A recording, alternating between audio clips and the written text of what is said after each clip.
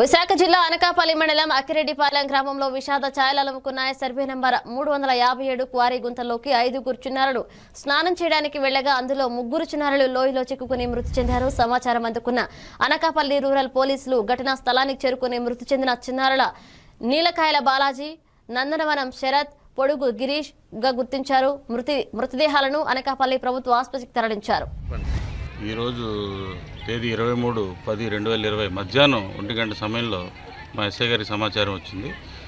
ఇక్కడ అక్కిరెడ్డిపాలెం శివారు తారకరామ కాలనీ దగ్గర పక్కనే ఉన్న ఒక నీటి గుంటలో ముగ్గురు చిన్నపిల్లలు దుర్మరణం చెందారని ఇన్ఫర్మేషన్ రాగానే ఇమీడియట్గా వచ్చి వెరిఫై చేశాము.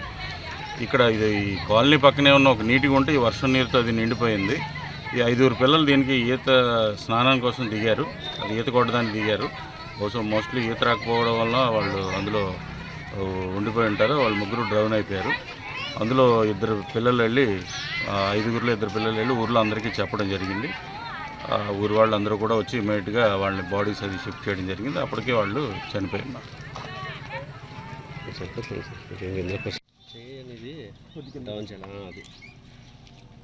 మా గ్రామం అనకాపల్లి మండలం విశాఖపట్నం జిల్లా అక్కిరెడ్డిపాలెం గ్రామం.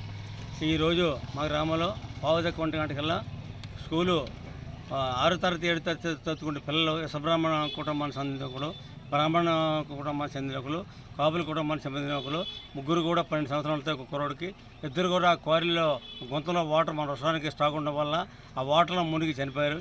ఆ చనిపోయిన వెంబడే వాళ్ళ 3 కుటుంబాలు కూడా చాలా పేదవారు. వాళ్ళు కూలి పని చేసుకొని వాళ్ళు జీవనం సాగుతారు. అది పడిపోయిన కుర్రలు వెంబడే చిన్నపిల్లలు నాకు చెప్తే ఇమీడియట్లో పోలీసు వారికి, మా మండల అధ్యక్షులు మన గొల్లి సూర్యరావు గారికి, అలాగే ఎస్ఐ గారికి అందరికీ కూడా ఇన్ఫార్మ్ చేయడం జరిగింది. కావున మరి ప్రజల్లో ఏమైనా మంది కూడా దీన్ని గమనించి ప్రభుత్వం వారు కానీ అందరూ కూడా ఆ పేద కుటుంబాలను ఆదుకోవాలని మరి కోరుకుంటూ ఈరోజు చాలా ఘోరమైన పని జరిగింది. దీనికి వాళ్ళ ఆత్మకు శాంతి చేకూరాలని ఆ భగవంతుని ప్రార్థిస్తున్నాను.